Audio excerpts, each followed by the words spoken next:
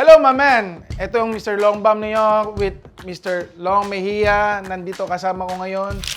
At kakausapin natin siya at tatanungin at aalamin yung mga kung ano ba talaga siya bilang isang Long Mejia. Paano ba siya nagsimula? Ayan, maraming salamat dito sa Mr. Longbam. Ayan, tamang-tama ang inyong Master Long. Boss, magandang araw sa inyo at salamat at na-imbitahan niyo ako rito sa napakaganda yung vlog ngayon, okay? At sana nag-enjoy sila kanina sa ginawa natin, enjoy sila sa ginawa natin. Sana mag-enjoy sila. Ay, siyempre, boss, unang-una sa lahat ay nagpapasalamat ako sa pag-imbita niyo. Ano po ba yung mga katanungang maaari kong sagutin ngayong araw na ito? Ngayon po, Kuya Long, ano bang gusto niyong tawag ko sa inyo? Ay, tawag mo nila ako ng Master Long. Tama-tama, Mr. Long ba? Master Long. Master Long, okay. Gusto ko po sanang, unang tanong sa iyo, paano ka ba nagsimula bilang isang artista? Ayun, unang-una sa lahat, bago ko nagsimula, yan naman bukas na aklat sa lahat ng mga nanonood. Ako, bago ko naging isang artista, naging vendor muna ako. Vendor. Nagtitinda ako sa Baklaran. Lahat naikot ko ang buong parte ng Metro Manila. Nagtitinda ako dahil ang nanay ko, maaga kaming iniwan ng tatay ko. Kami ang naiwan. Tapos ang nanay ko naman, siyempre, bilang nanay siya, tumulong ko sa kanya. Ay, nagtinda ako ng Baklaran, tinda ako ng kung saan-saan. Tapos, nagkataon, na talaga namang gusto ko na mag-artista dahil nung araw sinasabi sa akin ng mga kabarkada ko at mga kaibigan na may talent daw ako sa pagpapatawa dahil napapatawa ko sila.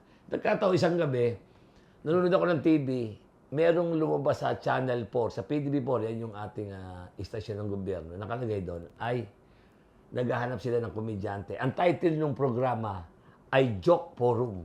Joke Forum. Oo, dapat sabi nila, gumawa ng script, tapos ang mananalo, 3,500. Ang halaga na ng 3,500 noon. Mr. Longbam. Ayun, hanggang sa sumali ko at awa ng Diyos, nanalo ko at nagtuloy-tuloy ang karir ko bilang isang komedyante. Yun ang ugat kung bakit ako. Anong unang yung pelikula or may television show ba? Ang unang-una kung binigyan ako ng pagkakataon, unang-una, nabigyan ako ng pagkakataon dyan sa ABS-CBN. Yan yung kung ano natatandaan ko pa yung Budoy with Jimmy Santos. Yan, dire-diretso hanggang sa nagkaroon ako ng sunod-sunod na. Naging partner ko na si Herbert Bautista hanggang sa dumating yung pinaka-isang mumarka yung Long Mejia doon sa sitcom na Cool Ka Lang. Alam ng mga... Cool Ka Lang. Oh, alam ng mga batang ano yan, mga batang... Pero, Master Long, sa totoo lang, isa rin ako sa mga humahanga sa inyo. Salamat, oo. Kaya nga po kayo talagang, talagang gusto ko po talaga kayo makapanayam. Talaga kasi napanood ko po lahat ng mga yung mga interviews yun sa mga dating mga artista na at saka mga vloggers. Pero meron talagang isang pelikula kayong talagang tumatak sa akin. Ano ba yung pelikulang yan? Hindi siya pelikula, pero show siya sa MMK. Oo, siguro napanood mo yung ang title, Luneta. Yun! Luneta, kay Modesto. Pinanood ko yun. Taga-Tarlac yan. Taga-Tarlac yung mag-ama na yan na kung saan doon niya pinalaki yung anak niya sa Luneta. Naiyak nga ako noon eh. Kasi hindi ko akalain na talagang magaling kang magdrama. Oo, siyempre, sabi nga nila daw, pag daw ang komedyante nagdrama, mas nakakadala. Totoo. Marami akong ginawa sa MMK, katulad ng Rene Requesa story. Ako rin ang gumanap doon. At awa ng Diyos, Best Actor ako ron sa Golden Dove Awards. Ayan. Marami. Totoo bang binenta mo ba yung isang mong award? Hindi, alam mo naman, kay Boss Toyo, alam mo yung minsan alam mo to si Boss Toyo, gusto kong makita. Alam mo, nauso yan. Ginawa ko, nag-try ako. Mas maganda kasi, na kay Boss Toyo, inaalagaan niya ngayon. Kasi totoo lang yun, kung saan napupunta. Alam mo naman, may mga batang mahilig sa bahay, manadampot. Bisa nakita ko, papalang itasapon. Inayos ko, dito lang kay Boss Toyo. At yun, sabi ni Boss Toyo naman, aalagaan niya. At gumagawa siya, alam ko, gumagawa siya isang malaking museo ngayon na kung saan marami yung mga... Actually, isa rin sa mga ko yan. Alam mo na ako, kilala mo na ako ngayon. Ako na si Mr. Longbam, di ba? Longbam, oo. Marami akong jersey dyan. Ako lang nag-iisang Mr. Longbam dito sa Pilipinas. Oo nga. Yun ang schedule ko yan. Pupunta rin ako doon. Okay. Kung pumunta man ako doon, sana sama kita. Walang problema, Mr. Tulungan mo ako Longbam. doon. Walang problema. Ako naman, siyempre, tulad ng mga tinanong mo sa akin, unang-una, yung pagiging artist, tapos dire-diretso na, siyempre, at At awa naman ng Diyos, yun ang kinabubuhay na ng pamilya ko ngayon. Yan ang kumbaga, dyan ang income eh. Tapos yung thank you at naging nauso yung mga pagbablog. Yan, naging vlogger na rin ako ngayon. Ayun. Actually, nagsimula nung pandemic talaga, talagang oo. marami mga artista rin na nawalan ng trabaho. Wala, kaya mabuti na yan. Meron tayo social media. Doon tayo talagang humugot. Marami, halos lahat. Mga mataas na artista, mababa, sikat, talagang pare-pares tayo ng panahon ng pandemic na yun. Kaya nag-isip tayo lahat eh. At ngayon, pinakinabangan naman lahat. Dumating po ba sa point ninyo, di ba, since nag-pandemic tayo, dumating ba sa point ninyo talaga na walang-wala ka talaga? Wala. Wala talaga dahil dumating yung time na yun na talagang wala makalampas eh. Pero awa naman ng siyempre awa ng Panginoon Diyos, nagkaroon ako ng mga kaibigan na siyang tumulong sa akin. Hindi ko nababanggitin yung mga tumulong sa akin mga kaibigan. Kung kakilala kita nun, sigurado tinawagan na kita nun. Ayun, nakaraos naman. Awa ng Diyos, nakaraos naman. Tapos, ito, tuloy-tuloy na. Sana nga, wag nang bumalik yung ganyang pangyayari dito sa atin. Oo. Yun nga po, yun yung iniisip ko rin na ito pa, isa pa, na tumakbo daw kayo sa politika. Iyan, tama. Tumakbo ko sa politika. Kung merong Grand Slam ng panalo, ako naman Grand Slam ng talo. Totoo yan. 4 na beses akong lumahok sa politika dahil meron akong gustong patunayan sa mga kababayan ko dyan sa Bulacan. Pero hindi siguro para sa akin eh. Dahil unang-una sa lahat, ang paglilingkod naman talaga sa kapwa. Kay politiko naman o hindi, pwede ka naman tumulong. Ako, nag-try naman ako na magamit ko sana yung mga unang-una, magamit ko yung kaalaman ko, yung koneksyon ko, yung mga kaibigan ko na nandyan, na matulungan tong ano man ang hinaing na ibibigay ng aking bayan na maaari kong tulungan, tutulungan ko. Hindi tayo pinalad eh, 4 na beses akong natalo na bilang politika. Pero ngayong susunod na election, meron pa ba kayong plano? Sa ngayon, ayaw na ng pamilya ko na lumahok pa ako eh. Dahil unang-una sa lahat, gastos. Tapos, napapabayaan pa yung trabaho. Ngayon, siguro, maaaring tumulong ako sa mga politikong kaibigan ko itong darating na eleksyon. Ayan. Okay. Mabuti yung ganyan. Tapos, ano ba pwede nyo maibigay na advice sa mga kabataang nagsisimula pa lang sa pagbablog? Oo, unang sa pagbablog. At siyempre, ang pagbablog para showbiz na yan. Tsaka yung mga papasok sa showbiz ngayon ng mga kabataan. Unang-una sa lahat, siyempre, kung gagawa kayo ng mga content na gagawin nyo, sana huwag kayong makaka-open sa tao at kapupulutan ng magandang aral, lalo ng mga kabataang nanonood. Dahil alam naman social media, kahit ilang taong bata, pwede nang hawakan ng cellphone mapanood.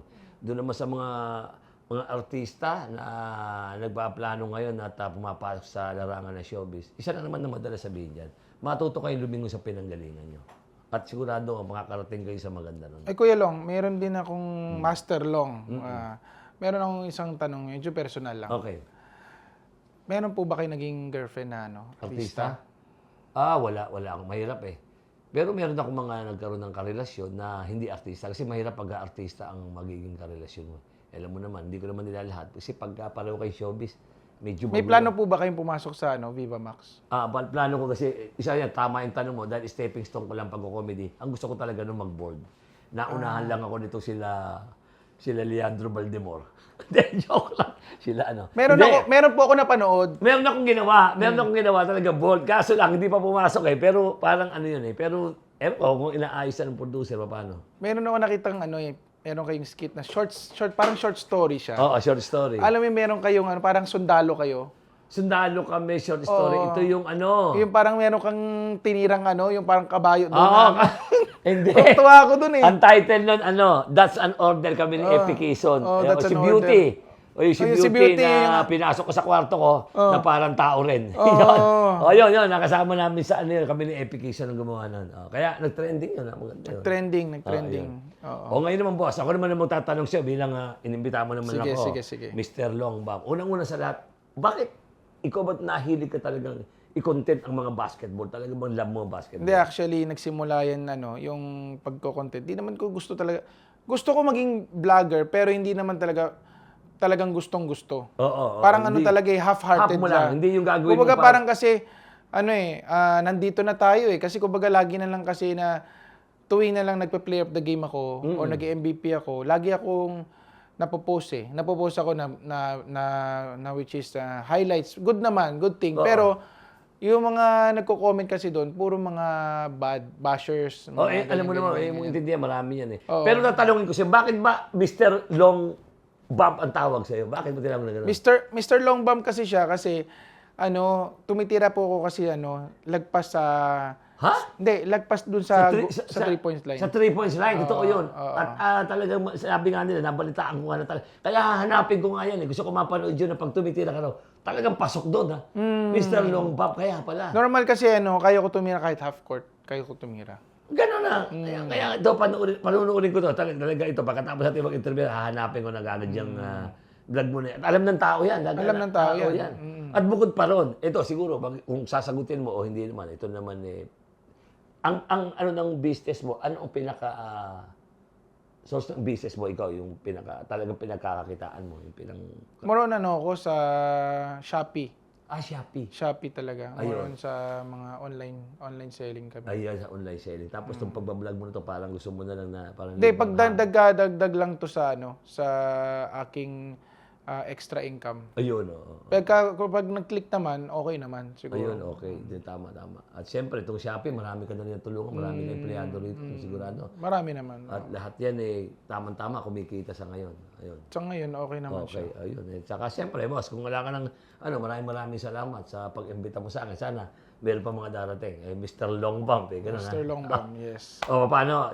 Kung paano, marami po salamat sa inyo. Thank you. At siyempre, ano ko na rin, yung YouTube channel ko, tsaka FB page ko po, yung Master Long Mesa, sana subaybayan nyo. At lagi po ako nag-live. Kayo, boss, yung Mr. Longbam. Ayan, Mr. Tapos, Longbam sana mag-like and kayo sa animal.ph sa Shopee. Meron kaming Amazfit. Tapos, meron din kaming Wanbo, DD5. Yan. Xiaomi. Ayun na. Yun pala, nadinig yun lahat. At maraming salamat. Boss, thank you sa pag-imbita nyo, ha? Maraming salamat sa inyo. Maraming salamat. Oo, sana hindi ito. Tawagin nyo lang ako. I'll call me and I'll be there. English yan, boss. English yan. Okay, thank you. Long. Thank Thank you, Master Long. At ito nga, magtatapos ang aming interview. Ako po si Mr. Long Bamaman. Kasama ko si Master Long Mejia. Yes! Hello po. Thank you, boss. Thank you. Thank you.